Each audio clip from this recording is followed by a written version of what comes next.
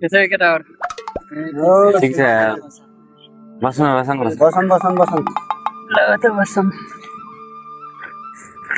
खै त जुङ्गे आज कहाँ गएछ जुङ्गे आज है माथि गाउँतिर जान्छु भन्दै थियो के अरे यतैतिर गयो होला नि अस्ति जुङ्गेले गराएको कुरा गरिरहेको थियो जुङ्गेले गरा किनेर व्यापार गर्न लागि गाउँतिर पनि धेरै दिइरहेको छ जुङ्गे तिमीहरू नि अस्ति सँगै थियो केही मेसो पाएन कहाँ व्यापार गर्थ्यो त्यस्तो हो मान्छे नै गफाटी हो त्यो त्यस्तै सोध्नु पऱ्यो मान्छेलाई चाहिँ बेची खाइदिन्छ उसले तर मनको चाहिँ एकदम राम्रो छ है त्यो मान्छे जुङ्गे अस्ति पनि हावा कुरा गरेर दिन बिताइदियो त जुङ्गेले त्यो जुङ्गेको कुरा सुन्यो भने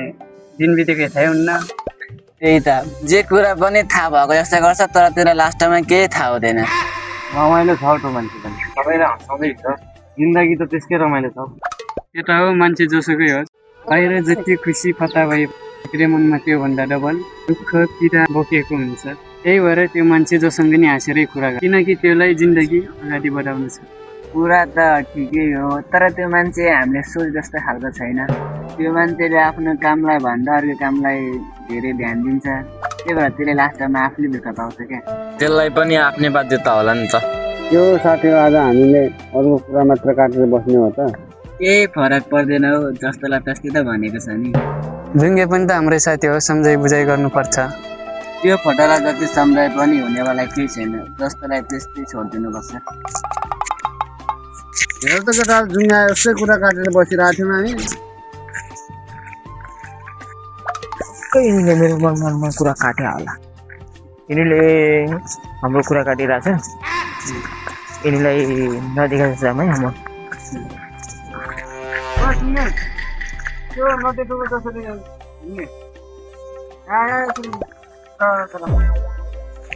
बसिहाल्छु तिमीले भन्नुपर्छ के बुझ्नु के कहिले नरिसाउने मान्छे आज किन रिसाइस् ल बस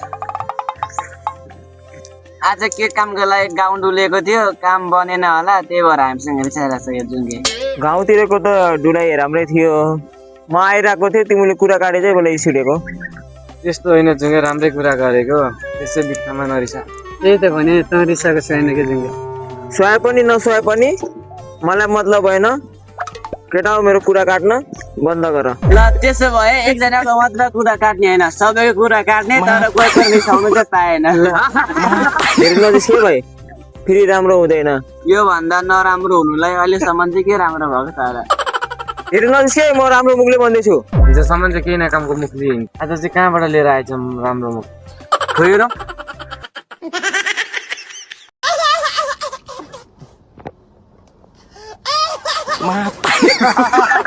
जाऊ